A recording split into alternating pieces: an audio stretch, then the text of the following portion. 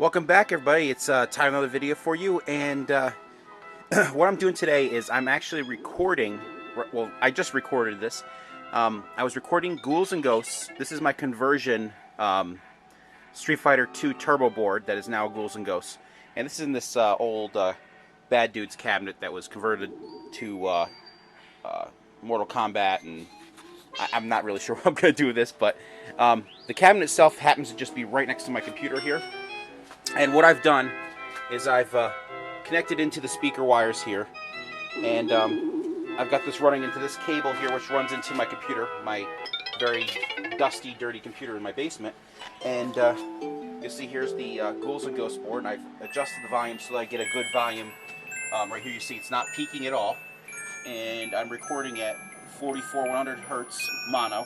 And if you'll see here, the track above it, matter of fact, I'll just put this in front, and the track above it, 44/100 hertz, and this was recorded by a fellow who owns the who actually owns a real Ghouls N Ghosts board. So the idea here is Luke Morse had said that the one thing he disliked about his conversion board was the fact that the sounds didn't sound right, and I wasn't exactly sure if I agreed with that, although I started to suspect it. But see, the problem is I have not played this game in the arcades since like 1988, 89, and so it's very difficult to remember when the most I've played Ghouls N Ghosts was actually on my Sega Genesis or Mega Drive for you people who do not live in the United States. So yeah, so I recorded this, and what I'm going to do is I'm actually going to put my audio track on the right speaker and the real Ghouls N Ghosts on the left speaker once I get these two synced up. So I'm going to edit this audio up, and you're just going to get like a, I'm just going to put up like a, it's just going to be a screen with like something, an image on it, and you'll get to hear the left and right audio.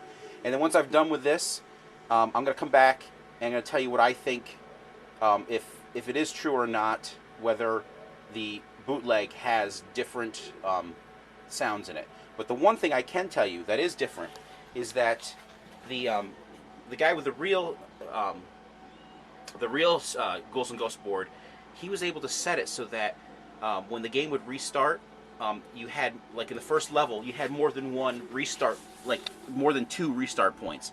In mine, no matter what I set the dips at, for the hard difficulty, I can't control the actual respawn points, is what you'd say. The only points that you can respawn in this game on mine is at the very beginning or halfway through, just before the windswept trees section. And so where he had I think 4 respawn points on his setting, so like he would start at the part where the roots start growing out of the ground, and so it worked out really well because he could actually die just after the windswept trees and restart, and there would be no monsters attacking him, and so he could record some real clean audio with no sound effects. But unfortunately, when I was doing it, I actually had to make my point just past the guillotines to the beginning of the windswept trees before the wind starts to get its nice clean audio without any sound effects. So when you hear my track, you're going to hear some jumping and some weapon usage. That was just unavoidable. But if you skip ahead a little bit further, you can hear it without anything else interrupting it. So yeah, so that's where I'm going to do right now, and I'll come back in a bit.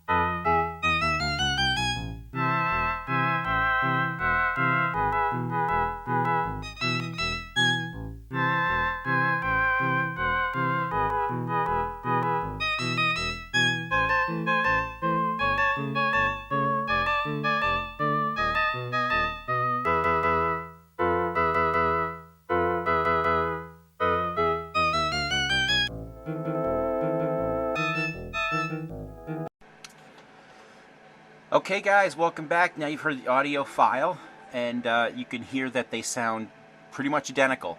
Any differences between the two audio files really comes down to just the recording process.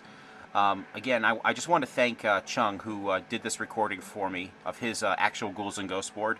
And what you're seeing here, this is the final file output, and you can see that the audio files look different, and that's just the volume outputs and this just the individual recordings from the two machines. I tried to get the levels to match as closely as possible, but what I did do is I actually turned down the output volume from my board so that I didn't spike as high as he did in his. As you can see, it's a little, his noise is a little bit noisier. Still sounds fine, but you do hear a little crack and pop in the audio, but that is not from his board, but it's just the process of recording. So what I'm going to just do is I'm going to just show you, I did adjust the volume. You can see, here, let me put this up here. Okay, so his is turned down a little bit, and mine's right on center. And if we come up here, and I play,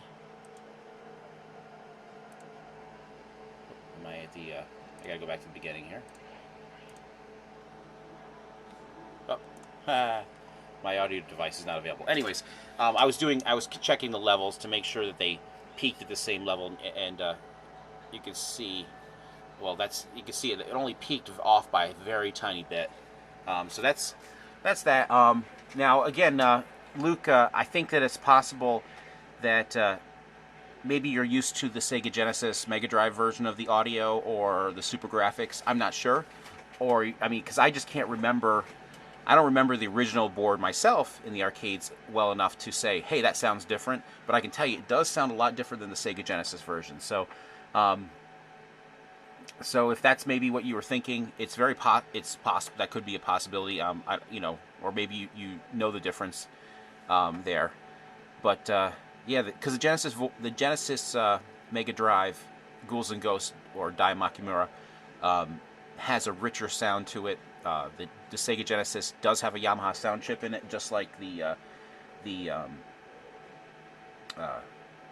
Capcom CPS-1 board, but I don't know if they're the exact same Yamaha sound chip, and the MIDI instruments available to them could be different. The Capcom board also has an additional sound chip in it. I forget what it is, but I was looking it up.